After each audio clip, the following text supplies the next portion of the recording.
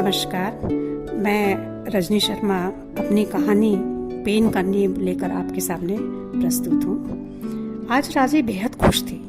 5 पैसे जेब खर्च के लिए क्या मिला, मानो पूरी कायनात की बादशाहत मिल गई थी। ऊपर से पेन की नींव के लिए 25 पैसे, पाँव में प्लास्टिक की चप्पल जिससे चलते वक्त चट चट की आवाज आती थी। पहन राजे खुशी से उछल पड़ी।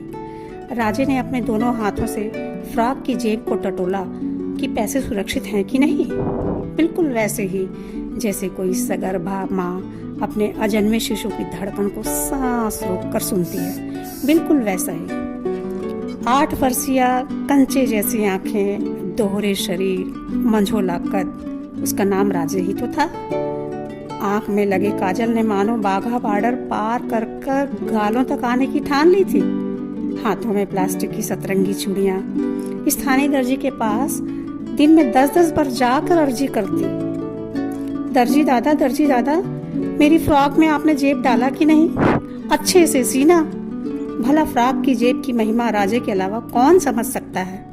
पोला त्योहार पर मिट्टी के छोटे छोटे बर्तनों में चावल पकाने के लिए मुट्ठी भर घर से चुराए गए चावलों के लिए ये जेबें ही तो अक्षत किला हुआ करती थीं। इनमें 2 आलू तो आराम से ही समा जाते थे, और बस क्या था। फिर मिट्टी के खिलौने वाले चूल्हे को जलाकर जेबों में भरा चावल निकाला जाता। बेचारे जेबों की एक नहीं चलती थी। जोर जोर से कान पकड़कर, थपथपाकर, झाड़कर, उलटकर जेबों की जो दुर्गत बनाकर चावल का एक एक दाना निकाला जाता था। आलू की फांकों को चावल में डालकर पकाया जाता था। उस अथक प्रयास के बाद राजे और उसकी वानर सेना उस एकमात्र पके हुए चावल, एक मुट्ठी महाप्रसाद की दावत में जो झीना झपटी करते, शायद उसका मजा उन्हें 56 भोग में भी नहीं आता रहा होगा। आज स्कूल में डीएल दुबे का सामना करना था। दवात स्याही रखने वाली पात्र जो होती है, उसमें स्याही डुबोकर लिखने का फरमान जारी हो चुका था, और ये मुई नींव है कि टूट जाती थी। राजे की पारिवारिक पृष्ठभूमि में ऐश्वर्य का कोई स्थान नहीं था। पेंसिल के 3 टुकड़े करने के बाद एक ही हिस्सा उसे मिलता था। रबर का भी यही हश्र होता था। ग्रेफाइट की स्लेट पट्टी जिस पर खड़िया चाक से, पेंसिल से डिक्टेशन, जिसे इमला कहते हैं, लिखाया जाता था। हे ईश्वर, कितने जतन से इस स्लेट की पूरी मांगे पूरी करनी पड़ती थी।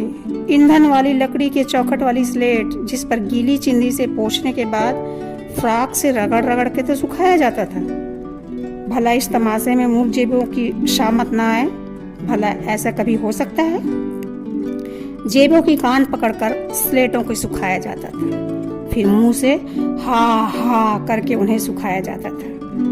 भला सरस्वती की कृपा कभी इतनी आसानी से हो पाती है क्या? आप ही बताइए। कॉपी में नीब से लिखते वक्त जाने अचानक कैसे नीब टूट गई। राजे को ऐसा लगा मानो उसकी गुड़िया के दांत ही किसी ने तोड़ दिए हों। हे प्रभु, कुछ तो चमत्कार करो। अम्मा मान जाए, चवन्नी दे दे, तभी तो कोई नई नींव आएगी ना, वरना तो दुबे जुई की सूटी से कौन बच पाएगा। लंबी चौड़ी भूमिका बनाकर माँ अम्मा के आंचल को हाथ में लपेट कर लड़ियाते हुए बोली, अम्मा नींव टूट गई है। क्या? नहीं मिलेंगे पैसे? रोज रोज वही तमाशा। पैसे क्या पेड़ पर उगते हैं? अब सुबह रोना, मिमियाना, जमीन पर लुढ़कियां लगाना, बाल्टी भर आंखों से गंगा जमुना की बरसात, तब कहीं जाकर अम्मा का हृदय पसीजा। अब साल भर तुम्हें नींव के लिए पैसे नहीं मिलेंगे। राजे ने मन ही मन ईश्वर को धन्यवाद दिया। आखिर अम्मा ने पैसे दिए तो। राजे को माने पंख मिल गए थे। उसे तो बस ऐसा लग रहा था कि कब वह बिट्टी के घर जाकर बिट्टी के साथ गोल बाजार जाकर झट से पेन का नींव खरीद कर ले आए।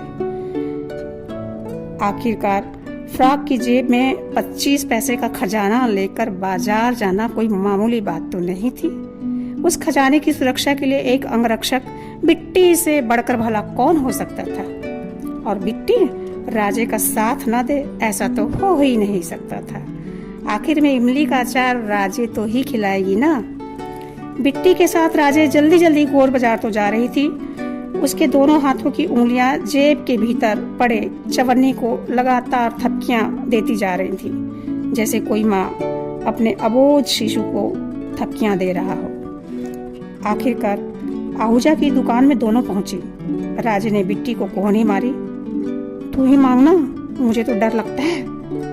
भैया जरा पेन की नीब दिखाना। हजारों अनमोल गहनों की तरह तमाम नीबों को टटोलने के बाद 15 पैसे का नीब तय हुआ। अब 5 पैसे जेब खर्च के और 10 पैसे जमा होकर पुनः 15 पैसे हो गए। फिर राजे ने सोचा, क्यों नहीं 15 पैसे की एक और नीब ले ली जाए, पता नहीं कब टूट जाए, अम्मा थोड़े ही देगी दोबारा पैसे। बिट्टी ने महामहिम की तरह घोषणा की। देख राजे, एक ही दुकान से नीब लेने का कोई मतलब नहीं, चल दूसरी दुकान चलते हैं, क्या पता वहाँ थोड़े कम दाम में कोई अच्छी सी नीब मिल जाए। पैसे के साथ समझदारी भी तो आ जाती है ना। इसका साक्षात प्रमाण राजे और बिट्टी का साथ ही साथ शुक्ला बुक डिपो की ओर जाना था। इस शुक्ला बुक डिपो के मालिक बिल्कुल सूखे नारियल जैसे झबरीले कानों वाले कर्कश वाणी के स्वामी थे, जिसके कपाल की शिखा हमेशा टीवी के एंटीना की तरह खड़ी मिलती। क्या चाहिए? बिट्टी के आंखों के सामने अंधेरा सा छा गया। सुक्ता। बड़ी मुश्किल से राजे ने अपने मुंह को हथेली से दबाया। हे प्रभु! शुक्ला जी के स्थान पर सुक्ता जी निकलने से पहले ही उसने अपने जीभ को दांतों से दबा लिया। शुक्ला जी, पेन का नीब चाहिए। ठीक है, बिका हुआ माल वापस नहीं होगा, कहकर उसने धम्म से पेटी खोली। यह क्या? बाएं हाथ में आहूजा के यहाँ से लिया गया नीब खुशी के मारे राजे जेब में रखना ही भूल गई थी और बड़े मजे से नीब को देखने लगी। शुक्ला जी के यहाँ सारे नीब महंगे थे जो उसकी बजट में नहीं आते थे। अतएव राजे ने कहा, शुक्ला जी पसंद नहीं आ रहा है। कहर तो इसके बाद टूटा। हे लड़की, जब लेना नहीं था तो क्यों आई? 60 वर्षीय कर्कश जीवा वाले शुक्ला जी का ताबड़तोड़ वार अबोध राजे और बिट्टी पर होने लगा। ये तुम्हारे हाथ में क्या है? नीब, राजे ने घिघियाते हुए कहा। तुमने जब नीब लिया ही नहीं तो तुम्हारे हाथों में कहां से आ गई? इस अप्रत्याशित ऊंची आवाज के लिए 10 वर्षीय राजे तैयार नहीं थी। उसने कांपते हुए कहा, शुक्ला जी, ये तो हमने आहूजा के यहाँ से लिए थे। चोर कहीं की! उस पिघले हुए शीशे सा वाक्य जैसे ही राजे के श्रवण यंत्र से टकराया, बाल सुलभ स्वाभिमान उस प्रौढ़ के सामने कहाँ टिक पाता। लच्छेदार वाक्यों के प्रयोग से अनभिज्ञ, अपमान, अप्रत्याशित औचक अपमान से राजे रुआंसी हो गई। गोल गोल आंखें डबडबाई, जबान लड़खड़ाने लगी, शरीर कांपने लगा। ठहर जा चोर कहीं की, अभी मैं तुम्हारी चोरी की पोल खोलता हूँ। हीरा, जाओ इनके साथ और आहूजा जी के यहाँ जाकर पता करके आओ कि इन्होंने अभी नीब लिया है कि नहीं। बाल सुलभ सौंदर्य न जाने कहाँ गुम हो गया। राजे का हृदय अपमान की भट्टी में झुलस चुका था। उस पर कोई हमउम्र अंगार डालता तो कोई बात होती। यहाँ तो दादा तुल्य निष्ठुर व्यक्ति ने जाने किस हताशा, किस कुंठा का प्रयोग इन बच्चियों पर किया था। यह सब अपमान तो कुछ भी नहीं था, पर यह झूठी चोरी की खबर अगर अम्मा के पास पहुंच जाए तो क्या होगा? वो तो खाल ही उधेड़ देंगी। आज इतने वर्षों के बाद विवाह का मंडप सज चुका था। रिसेप्शन में दुल्हन बनी राजे ने अपनी नजरें नीचे की हुई थी कि कानों से आवाज टकराई।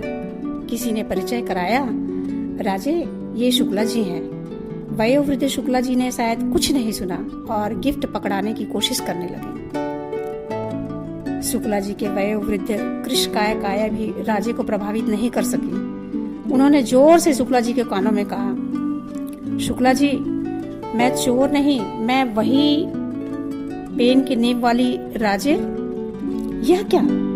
शुक्ला जी की आंखों की पुतलियां फैल गईं। मस्तिष्क के अवचेतन के सूक्ष्म तंत्रिका न्यूरॉन ने आखिरकार उस शोर शब्द के करंट को महसूस तो किया होगा, तभी तो उनको आंखों की पुतलियां फैल गईं।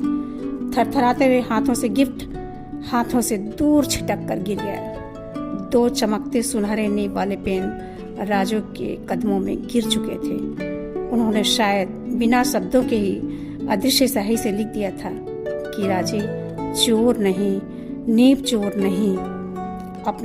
आपने अपने तुच्छ जीवा से उस बाल मन पर इतना बड़ा झूठा कलुषित वाक्य लिखा, जिसका स्पष्टीकरण आज प्रस्तुत है। नीब वाली पेन लुढ़कती गई, लुढ़कती गई, लुढ़कती गई। अनेक कदमों से कुचलती हुई राजू रो रही थी और उसकी नजरें उस नीब वाले काले पेन को अपलक निहार रही थी। मैं नीब चोर नहीं, मैं नीब चोर नहीं, वह बुदबुदा रही थी। शुक्ला जी नजर चुराते सीढ़ियों से उतरते हड़बड़ी के फेर में लड़खड़ा गए और राजे उस 17 वर्षीय नीब चोर की उपाधि वाले कलंक को धोकर नीब चोर नहीं वाला ताज पहन चुकी थी। धन्यवाद।